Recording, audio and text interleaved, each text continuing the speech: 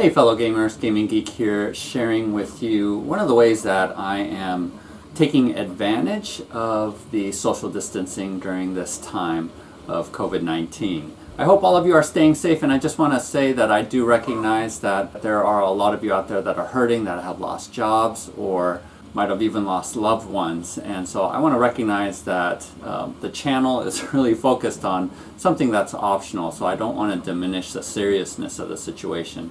But in the midst of that, I do want to say that, if you're stuck indoors like many of us are, working from home, that this is just one of the ways that can relieve some stress and keep some mental health.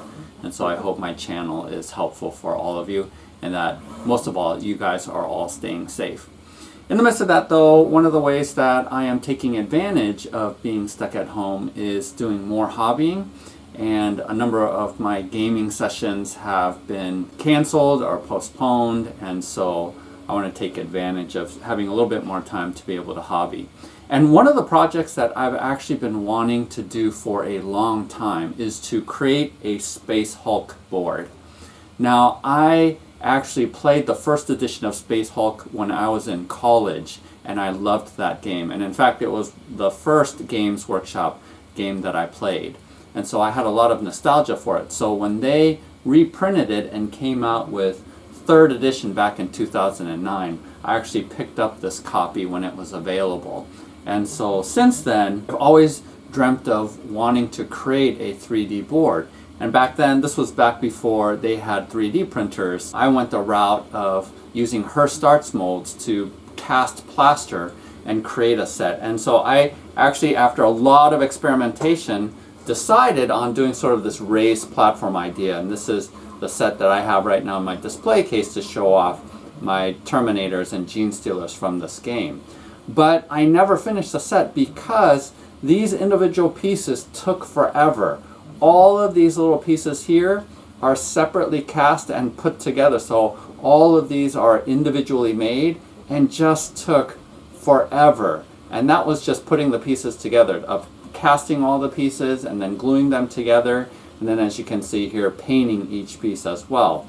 And so after spending a couple of weeks of making just a few pieces, I realized this was going to be a super long project, and so I lost steam working on the project. Now that we have 3D printers, I think we have a lot more options, and so I've sort of kept my eye out for what might be some good scenery that I might be able to use for Space Hulk, because I knew that printing out all the pieces was going to take a long time. So I really wanted a set that could look good and that I would be willing to spend the time and energy not only to print but also to paint and use as my set. And there are a couple of good sets that are out there, and in fact, if you want to do the quick and dirty 3D, my suggestion, something I found, was a plastic kit that you can purchase, and it's actually going to be probably maybe cheaper, I'm not entirely sure, money-wise, but might be cheaper, but definitely faster, just to purchase this set. So go ahead, provide a link below. But this, I think, is the set that I want to make, because these hallways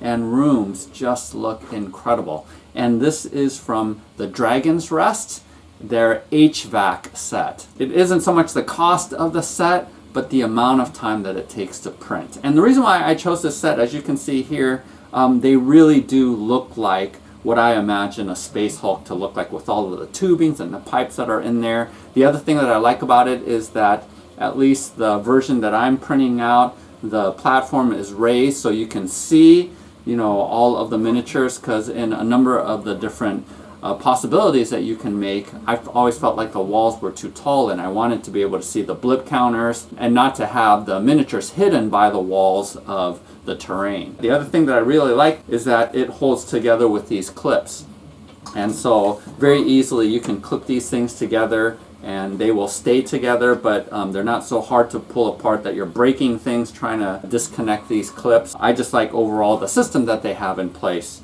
to be able to create all the scenarios. Now, I did have to do a lot of experimentation in trying to figure out what size I wanted to print at, because just at 100%, I started printing out a room, and I actually abandoned the print because I quickly realized that these are default set at 1-inch squares. And in reality, the actual tiles from the game, the squares are bigger than an inch. These squares are like 1 3/8 inches wide. So it's a non-standard size, and so it's bigger than an inch. And when I was printing this out, I realized a 1-inch square just isn't going to be big enough. The original Terminators actually don't have a round base that you attach them to. And now I know a lot of people, I even bought some 40mm bases to glue them on, and thank goodness that I didn't end up gluing these guys on, because that 40mm base is really, really big.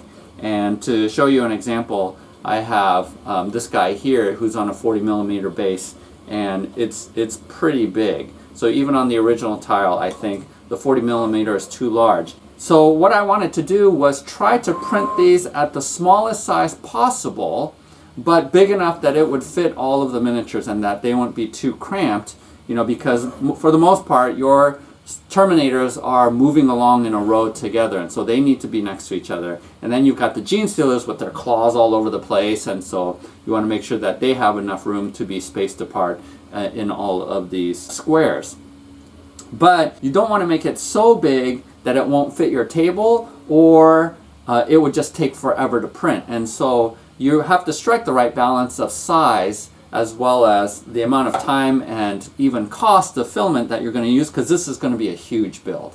This is going to require a ton of filament. So I did some experiments and I printed out these various tile sizes, and I wrote on here the back what percentage that I printed them at. If I really wanted the 40mm base, I needed to print at 150%. The reason why I decided against it was because I wasn't going to set my Terminators on 40mm bases. I felt like I didn't need to go that big. So instead, what I ended up trying to figure out is how big of a square do I need to fit a standard 32mm base. Even the Sisters of Battle came with a 32mm base, and so I wanted to be able to fit them.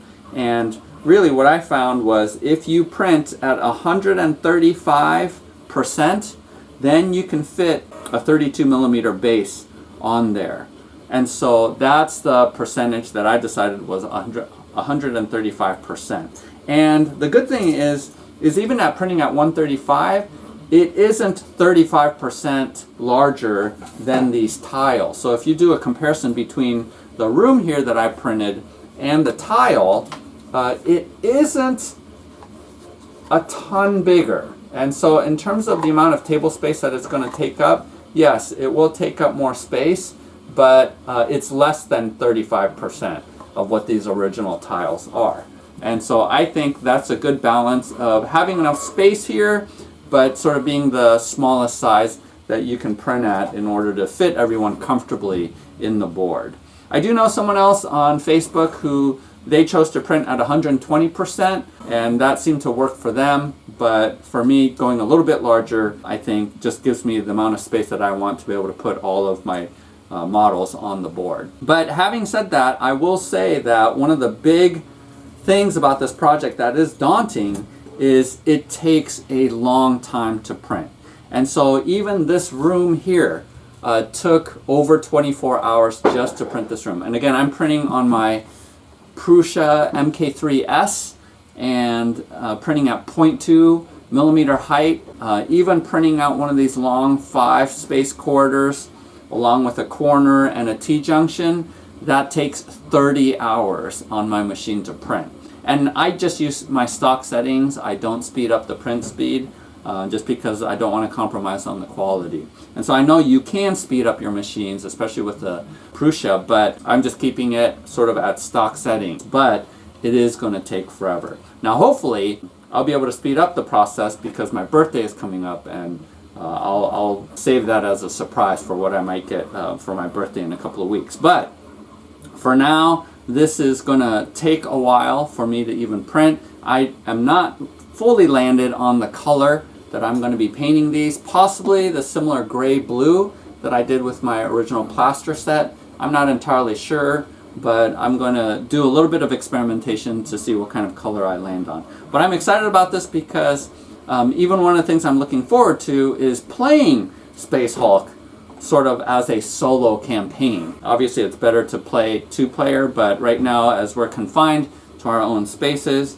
I'm going to try out playing the game once I'm done with the board. So this will be a running project where I'll have updates on my channel, so make sure you subscribe to my channel if you want to see how this project works out as I continue to develop just making out this set. Hopefully that'll be helpful for you as you're stuck inside. Go ahead and make comments below in terms of what your COVID-19 project might be as you hobby indoors and might not have as much game time. Please make sure to check out my Patreon page. We are giving away a really cool 3D printed spaceship this month of April 2020. If it's past that, go ahead to the Patreon page and see what the prize is going to be for the current month. Otherwise, I hope you are also able to get a lot of hobbying done during this time where we're not able to play a lot of games, and we will see you next time.